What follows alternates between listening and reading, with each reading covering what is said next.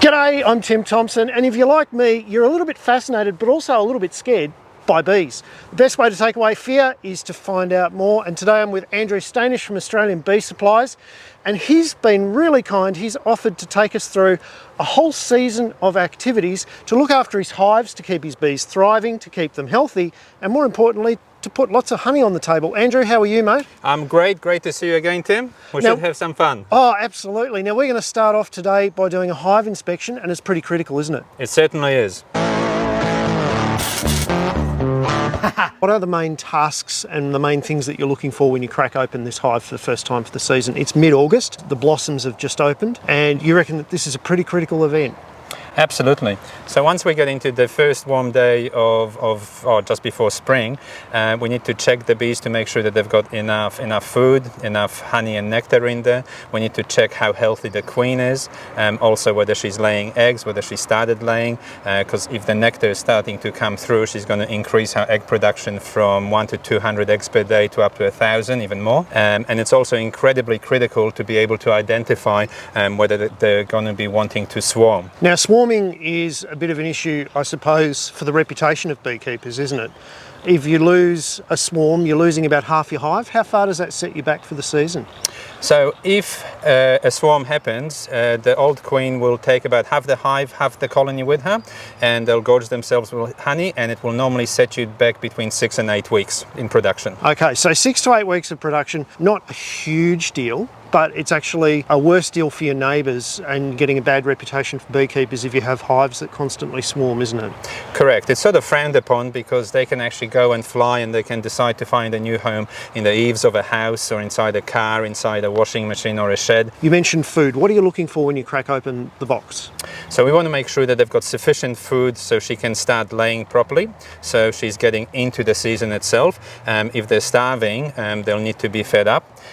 Also need to make sure that they've got enough pollen and bee bread, so we've got a healthy hive, and that's crucial. So what's the ideal amount of food that a hive should have when you crack it open? Over winter they'll go through between 6 and 10 frames of honey. So when you crack them open, if they have 1 to 2 frames, that will be sufficient for them to start moving forward. After spring breaks and the nectar flow comes through, then it's easy. She can actually lay eggs and they can feed up quite easily. Now, population-wise, you're talking about the queen laying eggs. There's not enough and there's too many. So what are you looking for with the number of eggs when you open these frames? Over winter, the queen reduces her eggs laying sometimes to nothing, but normally between 0 and 200 eggs per day. Once we get into spring, she's going to increase from 200 up to about 1,000 and even up to 2,000 in peak times per day. So it's a lot of bees coming out because 4 weeks after they'll be born. So every day there'll be an extra 2,000 bees being born effectively. If there is one frame with half or 3/4 of eggs and larvae, that's a good sign that something's happening. If we get 2 or 3 frames, it means that they're in full production mode. And that may actually swarm. If she continues that way, she's going to fill up that hive very quickly. And how long do you have to prevent a hive from swarming? So generally you'll be looking at a difference of 2 to 3 days from when they make a decision to swarm and to not being able to control that swarm anymore. And normally that happens after a week after the first 1 or 2 warm days, about 18 degrees in around August or September. Now, you were mentioning before, Andrew, that there's as many theories on how to stop swarming as there are beekeepers, and possibly even more. Yeah. Because you guys really spend a lot of time agreeing with each other. Yeah, very much. The method that you use and the method that you favour is called checkering. Can you talk me through a little bit about what you do when you checker a hive? So checkering or checkerboarding is where you have, let's say, 2 boxes of brood, so a 2-box beehive, and we move a couple of frames of brood or babies and eggs from the bottom box and move it up to the top box, and then move 2 empty frames from the top box down to the bottom box. So that's the basic, most simplest way. So you're swapping 2 frames, bottom to top, top to bottom. Exactly. And then what happens is the queen will go and the bees, the colony will go, hey, what's happening in there? We need to send the nurse bees up top to look after the eggs, and we need to start doing work down the bottom. And I find that in my case, 90% of the time, that will work in stopping swarming. Now, those are the most important jobs, to make sure that they've got food and that they're not going to swarm because the queen hasn't laid too many eggs too fast. Apart from that, what are you looking for in terms of pests and diseases and general hive maintenance while you're doing this job? Yeah, that's very important. Biosecurity and health of the bees is crucial. So when you get into the beehive and you do your inspections, you're looking out for normally small hive beetles, which are a small parasite.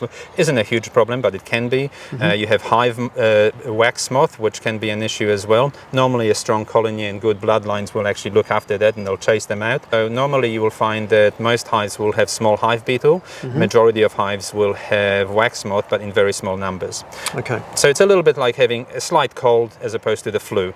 So obviously people can get a hold of someone like yourself. Yes. If they suspect that they've got hive beetle or moth in too great a proportion. Is there anything else that we're looking for when we open the hive? Generally you'll get the smell. You'll get the smell of honey, and that's very favorable because you know that everything is becoming healthy. Smell is crucial in there because if you have a diseased hive, for example, you'll be able to also smell that it actually doesn't smell right. It smells more bitter or rotten. But if you get that smell of honey coming through, you know that the girls are really on their way, and production will be strong. And at the moment, this season coming up is looking to be a very much of a bumper season. So if you've got that sweet honey smell, you're sweet. Well, Andrew, it's been fantastic going through the process of opening up these hives and having a look at them. I hope that people get a lot out of this, and I'm really looking forward to coming back and seeing all of the other jobs that you do through the season, right down to harvesting the honey out of the combs and spinning them out and getting the reward for all your effort. It will be great fun. Look forward to it. Good on you, mate. If you need to find out anything more about bees or you want to get into them, get onto Australian Bee Supplies. And please don't forget to hit the subscribe button, give it a thumbs up, and there's plenty more on timthompson.ag. I'll see you next week, and I'll see you soon again with Andrew. Ciao.